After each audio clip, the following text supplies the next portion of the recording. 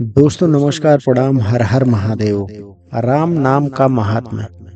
राम जी के सबसे बड़े भक्त शिव जी हैं। शिव जी निरंतर राम नाम का जप करते रहते हैं। रामायण के सबसे प्राचीन आचार्य भगवान शिव हैं। इन्होंने राम नाम श्लोक का वर्णन 100 करोड़ श्लोक में किया।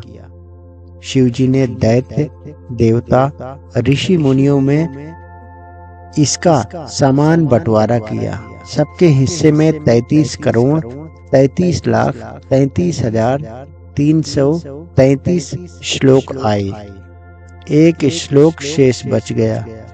देवता, दैत्य और ऋषि ये तीनों एक श्लोक के लिए लड़ने झगड़ने लगे। एक श्लोक 32 अक्षर वाले अनुष्टुप छंद में था। शिव जी ने देवता, दैत्य और ऋषि मुनियों प्रत्येक को 10 अक्षर दे दिए। 30 अक्षर बांट गए और 2 अक्षर शेष रह गए। तब भगवान शिव ने देवता, दैत्य और ऋषियों से कहा, ये 2 अक्षर मैं किसी को भी नहीं दूंगा, इसे मैं अपने कंठ में रखूंगा। ये 2 अक्षर थे रा और मा, अर्थात राम नाम। यह राम नाम रूपी अमर मंत्र शिव जी के कंठ और जिह्वा के अग्रभाग में विराजमान है। भगवान शिव को र और म अक्षर प्रिय होने के बारे में माना जाता है कि सती के नाम में र कार अथवा म कार नहीं है, इसलिए भगवान शिव ने सती का त्याग कर दिया। जब सती ने पर्वतराज हिमालय के यहाँ जन्म लिया, तब उनका नाम गिरिजा पार्वती हो गया। इतने पर भी शिवजी मुझे स्वीकार नहीं करेंगे या करेंगे, ऐसा सोचकर पार्वती जी तपस्या करने लगी। जब उन्होंने सूखे पत्ते भी खाने छोड़ दिए, तब उनका नाम अर्पणा हो गया। गिरिजा और अर्पणा दोनों नामों में र कार आ गया तो भगवान शिव इतने प्रसन्न हुए कि उन्होंने पार्वती जी को अपनी अर्धांगिनी बना लिया। इसी तरह शिव जी ने गंगा जी को स्वीकार नहीं किया, परंतु जब गंगा का नाम भागीरथी पड़ा, तब इसमें भी राकार है। तब शिव जी ने उनको अपनी जटा में धारण कर लिया। इस प्रकार राम नाम में विशेष प्रेम के कारण भगवान शिव दिन रात राम नाम का जप करते रहते हैं। तुम पुनि राम राम दिन राती, सादर जपहूँ अनंग राती। रामचरितमानस 1:108-4।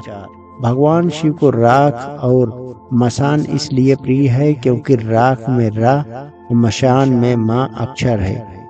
इनको जोड़ देने से राम बन जाता है और भगवान शिव का राम नाम पर बहुत स्नेह है।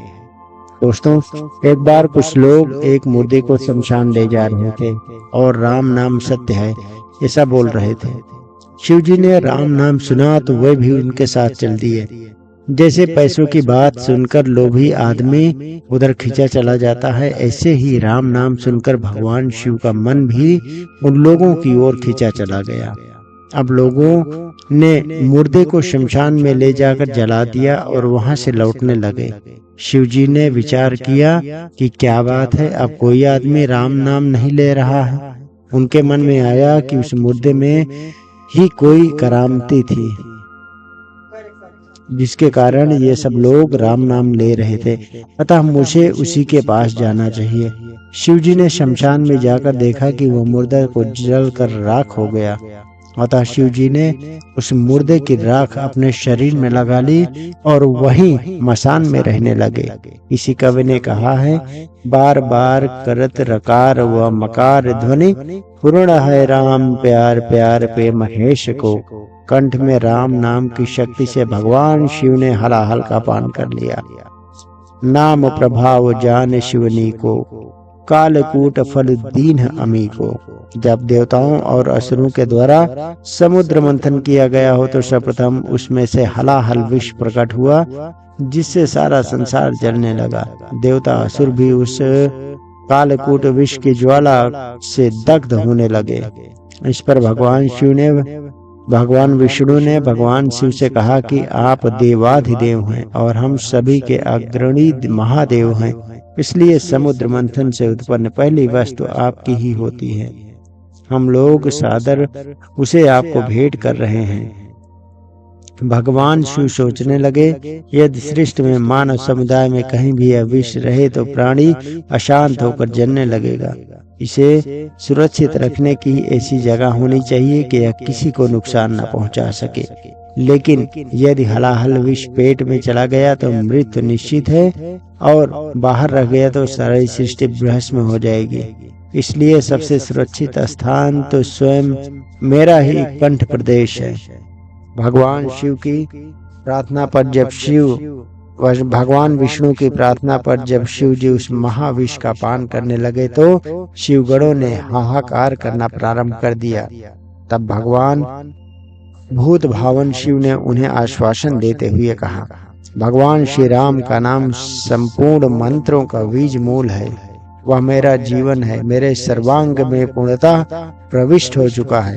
अतः अब हलाहल विष हो या प्रलय की अग्नि की ज्वाला हो या मृत्यु का मुख ही क्यों न हो, मुझे इसकी चिंता तनिक भी नहीं है और न कोई भय है। इस प्रकार राम नाम का आश्रय लेकर महाकाल ने महाविष को अपनी हथेली पर रखकर आचमन कर लिया, किंतु उसे मुंह में लेते ही भगवान शिव को अपने उदर में स्थित चराचर विश्व का ध्यान आया और वह सोचने लगे कि जिस विष की भयंकर ज्वालाओं को देवता लोग भी नहीं सहन कर पाए, उसे मेरे उदरस्थ जीव कैसे सहन कर पाएंगे। यह ध्यान आते ही भगवान शिव ने उस विष को अपने कंठ में ही रोक लिया, नीचे नहीं उतरने दिया, जिससे उनका कंठ नीला हो गया, जो दूषण यानी दोष न होकर उनके लिए भूषण हो गया। कुछ लोगों का कहना है कि भगवान शिव द्वारा हलाहल विष का पान करना पार्वती के स्थिर सौभाग्य के कारण हुआ, और कुछ अन्य लोगों के अनुसार यह भगवान शिव के कंठ में राम नाम है, उसी के प्रभाव के कारण संभव हुआ। दोस्तों, आपको ये छोटी सी कहानी और महादेव और प्रभु श्री रामचंद्र के आपसी प्रेम की कथा कैसी लगी कमेंट में अवश्य बताइएगा। चैनल को लाइक, सब्सक्राइब और शेयर करना ना भूलिएगा। कमेंट में हर हर महादेव जरूर लिखें। जय श्री राम लिखना ना भूलें। हर हर महादेव शंभो। बाबा विश्वनाथ की जय। जय प्रभु श्री राम।